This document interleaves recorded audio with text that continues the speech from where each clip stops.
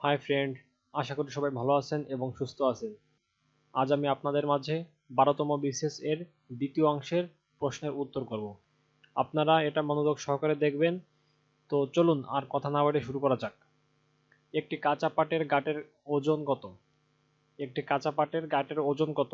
3.5 মণ। গঙ্গা নদীর পানি প্রবাহ বৃদ্ধির জন্য বাংলাদেশের প্রস্তাব কোনটি? নেপালে জলাধার নির্মাণ। গঙ্গা নদীর পানি প্রবাহ বৃদ্ধির জন্য বাংলাদেশের প্রস্তাব কোনটি?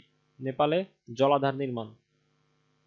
ভারত বাংলাদেশ যৌথ নদী কমিশনের অন্যতম প্রধান লক্ষ্য কোনটি? ভারত বাংলাদেশে যৌথ নদী কমিশনের অন্যতম প্রধান লক্ষ্য কোনটি? দুদেশের নদীগুলোর নাব্যতা বৃদ্ধি করা।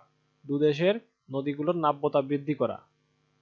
স্বাধীন বাংলাদেশের পতাকা প্রথম উত্তোলিত হয়েছিল 1971 সালের 2 মার্চ। স্বাধীন বাংলাদেশের পতাকা উত্তোলন হয়েছিল 1971 সালের 2 মার্চ। গম্ভীরা বাংলাদেশের কোন অঞ্চলের লোকসঙ্গীত? গম্ভীরা বাংলাদেশের কোন অঞ্চলের লোকসঙ্গীত? রাজশাহী।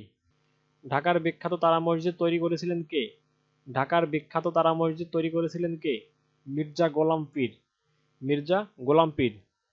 কোন শাসকের সময় থেকে সমগ্র বাংলা ভাষাভাষী অঞ্চল পরিচিত হয়ে ওঠে বাঙ্গালাহ নামে? শামসুদ্দিন ইলিয়াস শাহ। বাংলাদেশের উন্নত মানের কয়লার সন্ধান পাওয়া গেছে কোথায়? বাংলাদেশের উন্নত মানের কয়লার সন্ধান পাওয়া গেছে কোথায়? জামালগঞ্জে। জামালগঞ্জে। বাংলাদেশের চীনামাটির সন্ধান পাওয়া গেছে কোথায়? বিজয়পুরে। বাংলাদেশের চীনামাটির সন্ধান পাওয়া গেছে বিজয়পুরে। এখানে যারা প্রাণ দিয়েছে রমনার ঊর্ধ্বমুখী কৃষ্ণচূড়ার নিচে, সেখানে আমি কাঁদতে আসিনি। এর রচয়িতা কে? মাহবুব উল আলম চৌধুরী। মাহবুব উল আলম চৌধুরী। মহাস্থানগড় এক সময় বাংলার রাজধানী ছিল, তখন তার নাম কি ছিল? পুণ্ডনগর। মহাস্থানগড় এক সময় বাংলার রাজধানী ছিল এবং তার নাম কি ছিল তখন? পুণ্ডনগর। শহরের রাস্তায় ট্রাফিক লাইট যে ক্রম অনুসারে চলে তা হলো লাল হলুদ, সবুজ হলুদ এবং লাল। শহরের রাস্তার ট্রাফিক লাইটে যে ক্রম অনুসারে আলো জ্বলে তা হলো লাল হলুদ, সবুজ হলুদ এবং লাল। এখানে লাল আছে 2 বার, সবুজ আছে 1 বার, হলুদ রয়েছে 2 বার। অতএব লাল হলুদ, সবুজ হলুদ এবং লাল। বিখ্যাত সাধক শাহ সুলতান বকলীর মাজার অবস্থিত কোথায়? বিখ্যাত সাধক শাহ সুলতান বকলীর মাজার অবস্থিত কোথায়? মহাস্থানে। মহাস্থানে। জাপান পার্ল হারবার আক্রমণ করে কত সালে? 7 ডিসেম্বর 1941 সালে। জাপান পার্ল হারবার আক্রমণ করে কত সালে? 7 ডিসেম্বর 1941 সালে। সৌদি আরবে আমেরিকান সৈন্য মোতায়েনের উদ্দেশ্য কোনটি? সৌদি আরবে আমেরিকান সৈন্য মোতায়েনের উদ্দেশ্য কোনটি? স্বল্পমূল্যে জ্বালানি তেলের সরবরাহ নিশ্চিতকরণ করা। স্বল্পমূল্যে জ্বালানি তেলের সরবরাহ নিশ্চিত করা। 11তম এশিয়ান গেমসের উদ্বোধনী ও সমাপনী অনুষ্ঠান যে স্টেডিয়ামে অনুষ্ঠিত হয় তার নাম? Workers stadium, Beijing. Workers stadium, Beijing. 2018 সালে 18তম এশিয়ান গেমস অনুষ্ঠিত হয় জাকার্তা, ইন্দোনেশিয়ায়। 2018 সালে 18তম এশিয়ান গেমস অনুষ্ঠিত হয় জাকার্তা, ইন্দোনেশিয়ায়। 7 ইল আরবকে কেন্দ্র করে ইরাক ও ইরানের মধ্যে যে স্বাক্ষরিত চুক্তি হয়েছে তার নাম কি? তার নাম আলজিয়ার্স চুক্তি। 7 ইল আরবকে কেন্দ্র করে ইরাক ও ইরানের মাঝে যে চুক্তি স্বাক্ষরিত হয়েছে তার নাম কি? আলজিয়ার্স চুক্তি। 500 দিনের প্ল্যান বলতে বোঝানো হয়েছে যে সোভিয়েত ইউনিয়নে প্রস্তাবিত বাজার অর্থনীতি প্রচলন সম্পন্ন করা।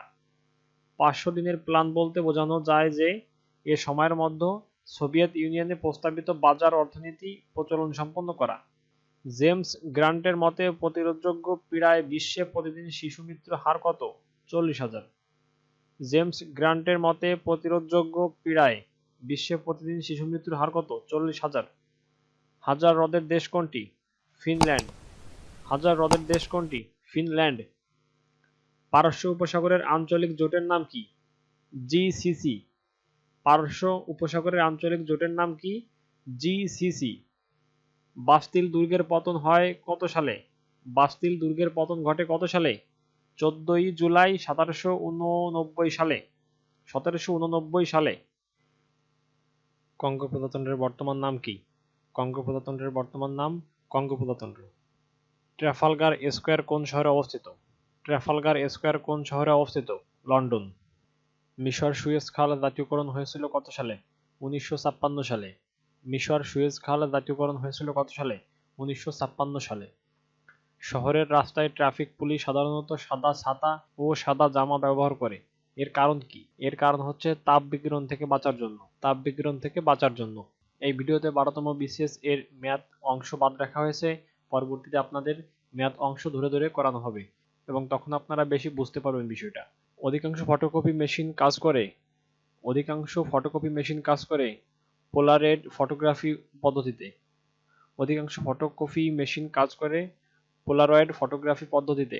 কোনো বস্তুকে পানিতে সম্পূর্ণভাবে ডোবালে পানিতে যেখানে এটা রাখা যায় সেখানেই এটা থাকে, কারণ বস্তুর ঘনত্ব পানির ঘনত্বের সমান। আকাশে বিজলি চমকায়, কারণ মেঘের অসংখ্য পানি ও বরফ কণার মধ্যে চার্জ সঞ্চিত হলে। আকাশে বিজলি চমকায়, কারণ মেঘের অসংখ্য পানি ও বরফ কণার মধ্যে চার্জ সঞ্চিত হলে। যে সর্বোচ্চ শ্রুতি সীমার উপরে মানুষ বধির হতে পারে তা হচ্ছে 105 ডিবি। যে সর্বোচ্চ শ্রুতি সীমার উপরে মানুষ বধির হতে পারে তা হচ্ছে 105 ডিবি। পানিতে নৌকার বৈঠা বাঁকা দেখায়, কারণ আলোর প্রতিসরণে। পানিতে নৌকার বৈঠা বাঁকা দেখার কারণ আলোর প্রতিসরণ। রান্না করার হাঁড়ি পাতিল সাধারণত অ্যালুমিনিয়ামের হয়ে থাকে, এর প্রধান কারণ হচ্ছে এতে দ্রুত তাপ সঞ্চারিত হয় এবং খাদ্যদ্রব্য তাড়াতাড়ি সিদ্ধ হয়। রান্না করার হাঁড়ি পাতিল সাধারণত অ্যালুমিনিয়ামের তৈরি হয়, কারণ এতে দ্রুত তাপ সঞ্চারিত হয় এবং খাদ্যদ্রব্য তাড়াতাড়ি সিদ্ধ হয়। গ্রিন হাউস ইফেক্ট বলতে কি বোঝায়? তাপ আটকে পড়ে সার্বিক তাপমাত্রা বৃদ্ধি পায়। রিমোট সেন্সিং বা দূর অনুধাবন বলতে বিশেষভাবে কি বোঝানো হয়? উপগ্রহের সাহায্যে দূর থেকে ভূমণ্ডল অবলোকন। পালতোলা নৌকা সম্পূর্ণ অন্য দিকের বাতাসকেও এর সম্মুখ গতিতে ব্যবহার করতে পারে, কারণ সম্মুখ অভিমুখে বলের উপাংশটিকে কার্যকর রাখা হয়। পালতোলা নৌকা সম্পূর্ণ অন্য দিকের বাতাসকেও এর সম্মুখ গতিতে ব্যবহার করতে পারে, কারণ সম্মুখ অভিমুখে বলের উপাংশটিকে কার্যকর রাখা হয়। সাধারণ স্টোরেজ ব্যাটারিতে সিসার ইলেকট্রোডের সঙ্গে যে তরলটি ব্যবহার করা হয় তা হল সালফিউরিক অ্যাসিড। সাধারণ স্টোরেজ ব্যাটারিতে সিসার ইলেকট্রোডের সঙ্গে যে তরলটি ব্যবহার করা হয় তা হল সালফিউরিক অ্যাসিড। ফুলানো বেলুনের মুখ ছেড়ে দিলে বাতাস বেরিয়ে যাওয়ার সঙ্গে বেলুনটি ছুটে যায়। কোন ইঞ্জিনের নীতির সঙ্গে মিল আছে? Rocket engine. ফিউশন প্রক্রিয়ায় একাধিক পরমাণু যুক্ত হয়ে নতুন পরমাণু গঠন করে। প্রবল জোয়ারের কারণ হচ্ছে এ সময় চন্দ্র, সূর্য ও পৃথিবী এক সরলরেখায় থাকে। নিচের কোন উক্তিটি সঠিক? বায়ু একটি মিশ্র পদার্থ। ভৌগোলিকভাবে গুরুত্বপূর্ণ একটি কাল্পনিক রেখা বাংলাদেশের উপর দিয়ে বয়ে গেছে, সেটি হচ্ছে